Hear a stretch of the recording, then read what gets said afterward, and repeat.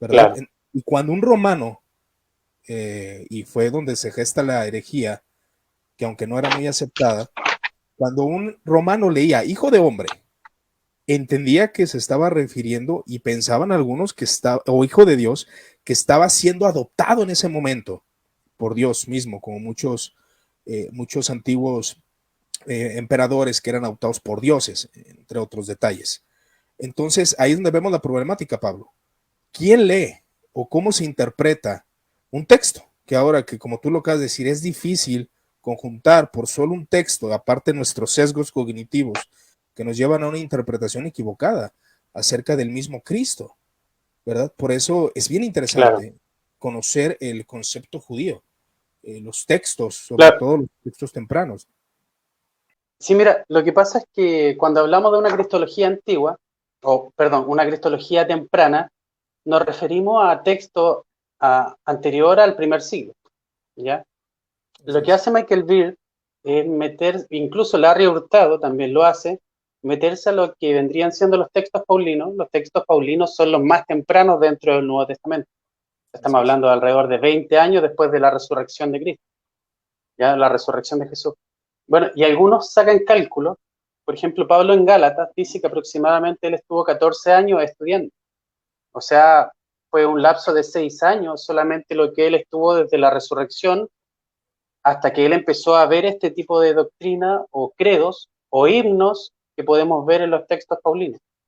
Por ejemplo, en Romanos capítulo 1 del 3 al 4, creo que lo tengo por acá para que lo leamos, Perfecto. uno de los, aproximadamente del año 56 después de Cristo, o sea, alrededor de 26 años después de la resurrección, dice lo siguiente, acerca de su Hijo, nuestro Señor Jesucristo, que era del linaje de David según la carne, fue declarado Hijo de Dios con poder, según el Espíritu de Santidad, por la resurrección entre los muertos. O sea, aquí se rescatan varias cosas. Primero que todo, parte de las características que debía cumplir el Mesías era ser del linaje de David. Y no tan solo eso, sino que fue declarado Hijo de Dios. ¿Cuál era la concepción que se tenía de este concepto, Hijo de Dios?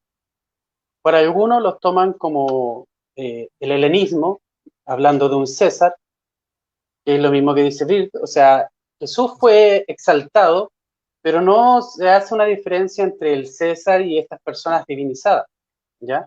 A diferencia como nosotros creemos que Jesús es Dios mismo, es Dios encarnado, o sea, no está algunos, bueno, creen, como en el caso de Herman, que no existía la doctrina del encarnacionalismo, ¿ya? Bueno, Larry Hurtado hace un esfuerzo en su libro, en la editorial Sígueme, para decir lo contrario.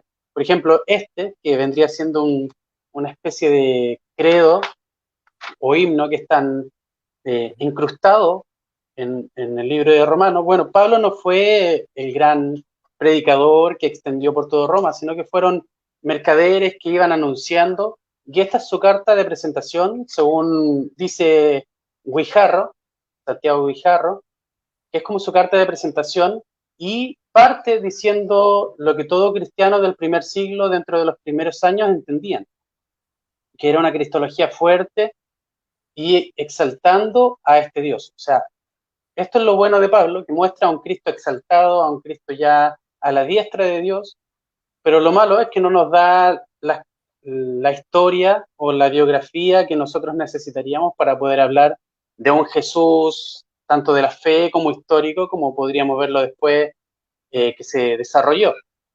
Entonces Pablo nos entrega estas características, tanto en Tesalonicenses, también vemos otro, perdón, en Filipenses 2.1 o 2.11, perdón, también vemos otro versículo que es parte de estos credos, que es parte de estos signos, que nos demuestran una cristología temprana, pero es complejo.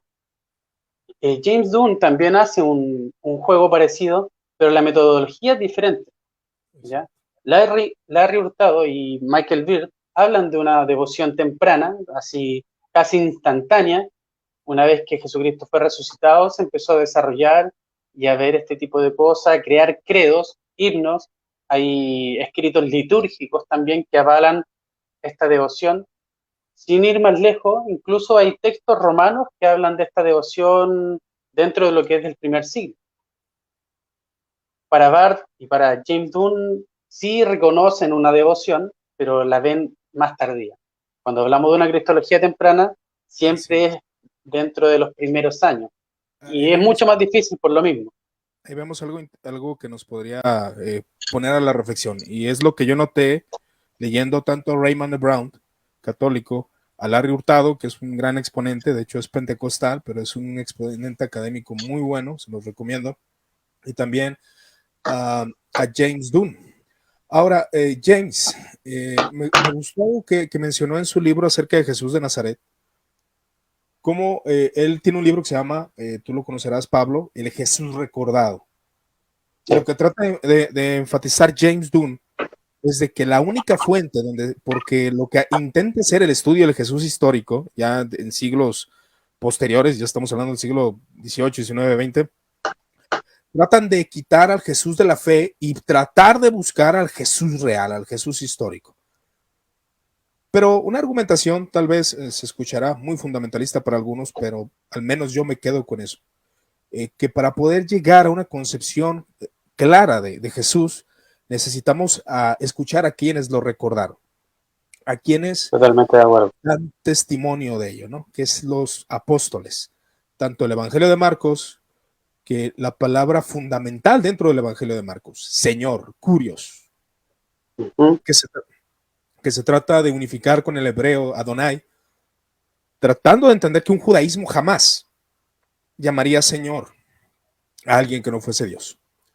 Claro. Ni siquiera a Moisés, ni siquiera a Elías, a nadie, ¿verdad?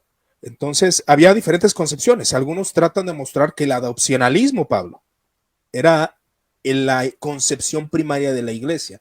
Es decir, que nace siendo hombre y en el momento de la resurrección, de hecho, el texto que mencionaste de Romanos, que dice que fue declarado hijo de Dios, y eso fue interpretado por muchos, que Cristo al morir en la cruz alcanza una plenitud de divinización y se hace Dios. En el caso de otra escuela de adopcionalista, tocan el punto de que Cristo cuando es bautizado, precisamente por Juan el Bautista, se escucha las palabras, este es mi hijo amado en quien tengo complacencia. Y algunos empezaron a argumentar, Marcos era adopcionalista, él tenía una concepción cristológica temprana del adopcionalismo. Pero también precisamente Michael Beard empieza a argumentar cómo es imposible que estas declaraciones sean una demostración de que Cristo fue hecho divino al momento del bautismo o al momento de la resurrección, porque esas mismas declaraciones fueron dadas aún por el hombre que presenció la crucifixión de Cristo y dijo, este verdaderamente es hijo de Dios. Y hay muchas declaraciones de este tipo que no hablan de una divinización, de una transformación, que es lo que muchos, como tú mencionabas, aún Bart Ehrman, si no me equivoco, lo mencionaste, trata de mostrar que no creían en una encarnación, en un verbo encarnado, encarnación temprana, ¿no, Pablo?